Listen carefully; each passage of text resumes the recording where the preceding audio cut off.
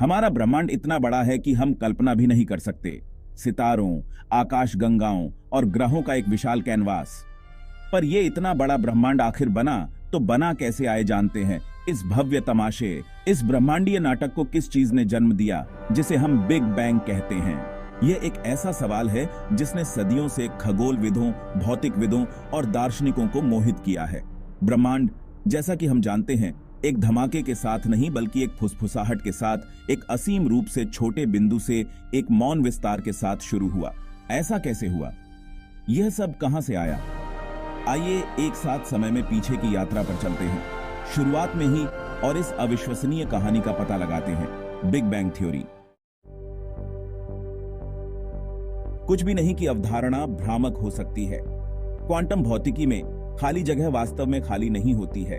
यह आभासी कणों का एक बुदबुदाता, झागदार समुद्र है जो अस्तित्व में आते और जाते रहते हैं। एक चूल्हे पर पानी से भरे बर्तन की कल्पना करो।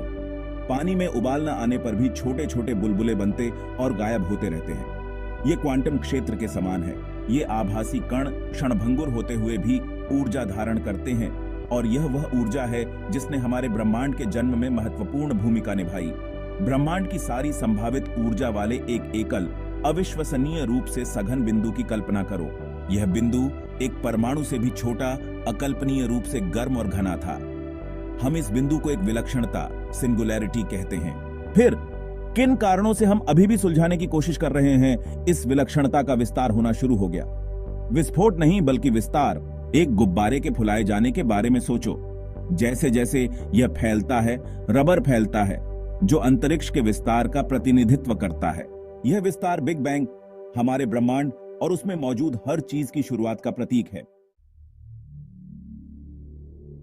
सेकंड के पहले अंश में ब्रह्मांड ने एक अकल्पनीय परिवर्तन किया। इसका विस्तार तेजी से हुआ। पलक झपकते ही यह अनगिनत बार आकार में दोगुना हो गया। यह अवधि, जिसे मुद्रास्फीति, इन्फ्लेशन के रूप में जाना जाता है, ब्रह्मांड की एकरूपता को समझने के लिए महत्वपूर्ण है। ब्लूबेरी के साथ केक बनाने की कल्पना करो। यदि आप बैटर को अच्छी तरह मिलाते हैं तो ब्लूबेरी पूरे केक में समान रूप से वितरित हो जाएंगी। इसी प्रकार मुद्रास्फीति ने सुनिश्चित किया कि प्रारंभिक ब्रह्मांड में ऊर्जा और पदार्थ समान रूप से फैले हुए थे, जिससे बड़े पैमाने पर संरचना का निर्माण हुआ जिसे हम आज देखते हैं। जैसे जैसे ब्रह्मांड का विस्तार हुआ, यह ठंडा भी होता गया। ठंडी खिड़की के शीशे पर भाप के संघनित होने के बारे में सोचो। जैसे जैसे ब्रह्मांड ठंडा होता गया, ऊर्जा पदार्थ में परिवर्तित होने लगी।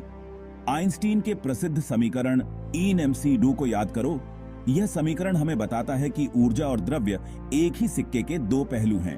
प्रारंभिक ब्रह्मांड में इस रूपांतरण ने उन सभी चीजों के निर्माण खंडों का निर्माण किया जिन्हें हम अपने आसपास देखते हैं, क्वार्क, इलेक्ट्रॉन और अन्य मौलिक कण।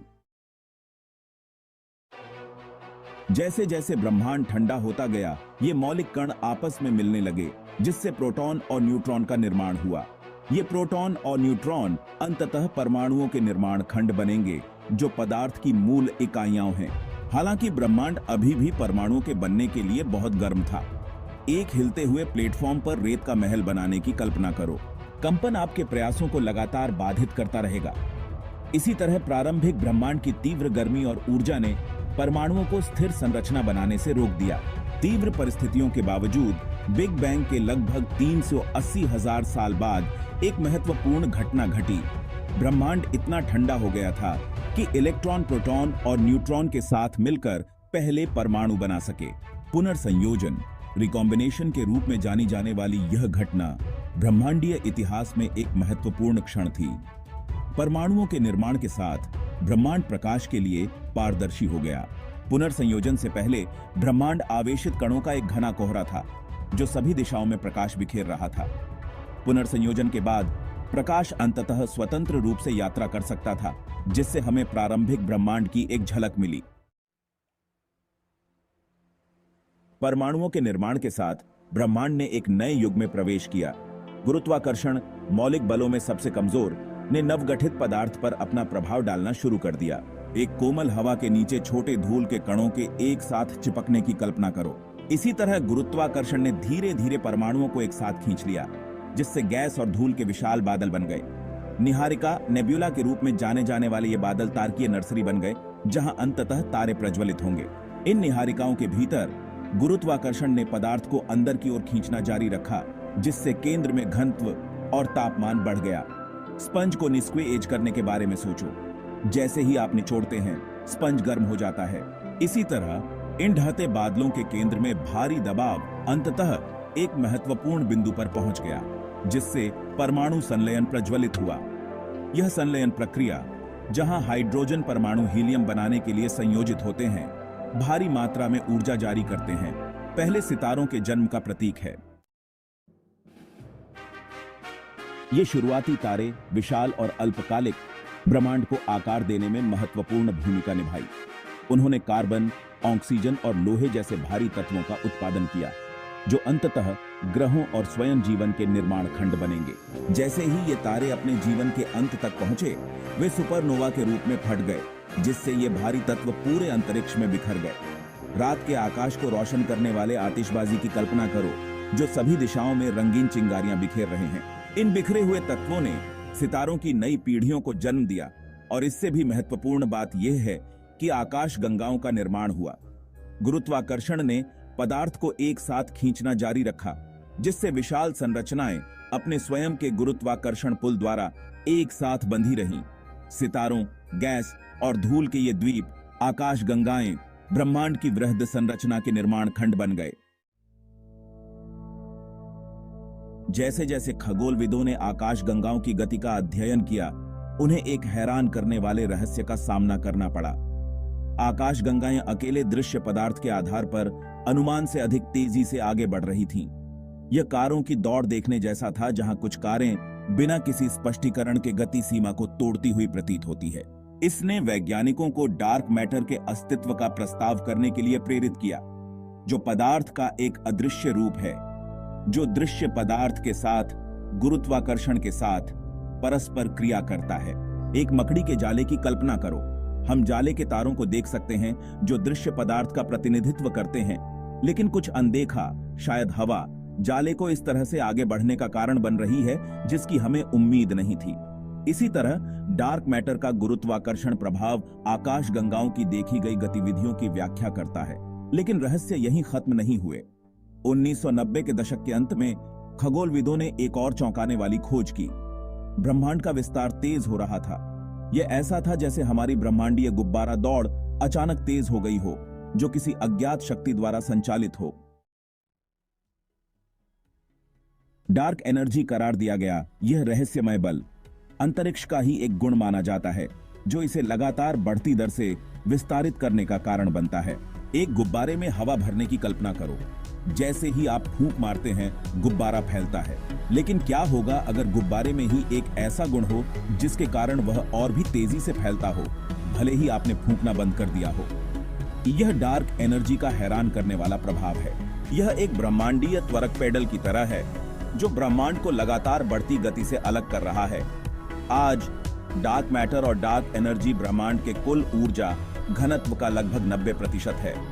इसका मतलब है कि हम जो कुछ भी देख सकते हैं, तारे, ग्रह, आकाश गंगाएं, वहां क्या है, इसका केवल एक छोटा सा अंश है।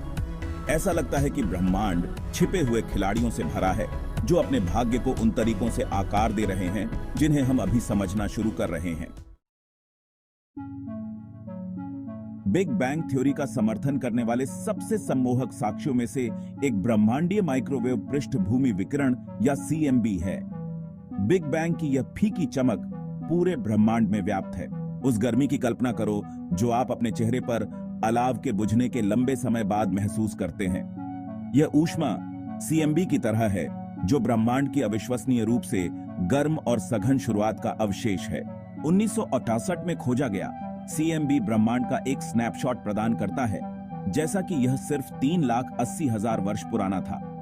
यह ब्रह्मांड की एक बच्चे की तस्वीर की तरह है, जो हमें इसकी शैशवावस्था में इसकी संरचना और संरचना दिखाती है। CMB की एकरूपता केवल छोटे तापमान में उतार चढ़ाव के साथ मुद्रास्फीति के विचार का और समर्थन करती है। प्रारंभिक ब्रह्मांड में तेजी से विस्तार की अवधि, जिसने किसी भी प्रारंभिक अनियमितताओं को दूर कर दिया। तो हमारे ब्रह्मांड के लिए भविष्य क्या है? क्या यह हमेशा के लिए विस्तार करना जारी रखेगा या यह अंततः एक बिग क्रंच में अपने आप में ढह जाएगा?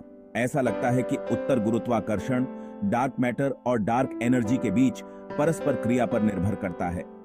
यदि डार्क एनर्जी हावी होती रही तो ब्रह्मांड का विस्तार हमेशा के लिए होता रहेगा, जो लगातार ठंडा और अंधेरा होता जाएगा।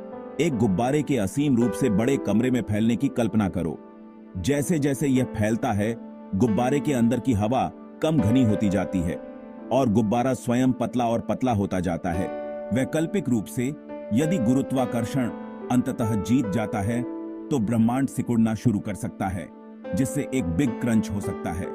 उसी गुब्बारे की कल्पना करो, लेकिन इस बार हमेशा के लिए विस्तार करने के बजाय यह डिफ्लेट करना शुरू कर देता है, सारी हवा को वापस केंद्र की ओर खींच लेता है। यह परिदृश्य एक उल्टा बिग बैंग होगा, जिसमें ब्रह्मांड अपने आप में ढह जाएगा। हालांकि डार्क एनर्जी की हमारी वर्तमान समझ के साथ एक निरंतर विस्तार करने वाला ब्रह्मांड अधिक संभावित लगता है। ऐसा प्रतीत होता है कि ब्रह्मांड एक कभी न खत्म होने वाली कहानी है, जो अनसुलझे रहस्यों से भरी है।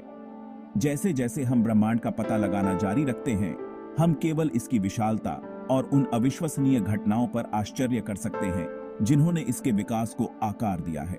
बिग बैंग थ्योरी हालांकि अभी भी विकसित हो रही है, हमारे ब्रह्मांडीय मूल की एक सम्मोहक कथा प्रदान करती है, एक ऐसी कहानी जो विस्मय और आश्चर्य को प्रेरित करती रहती है।